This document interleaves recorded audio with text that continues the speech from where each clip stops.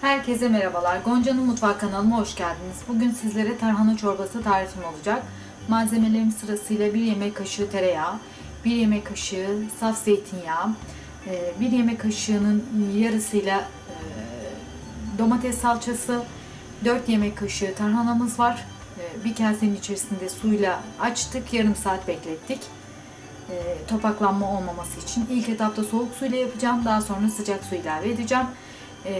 Lezzet açısından 1 su bardağı, 1,5 su bardağı kadar tavuk suyum olacak. Baharatlar olarak da kırmızı acı pulbiber, karabiber ve nane kullanacağım. Yapacak, deneyecek olan herkese şimdiden afiyet olsun.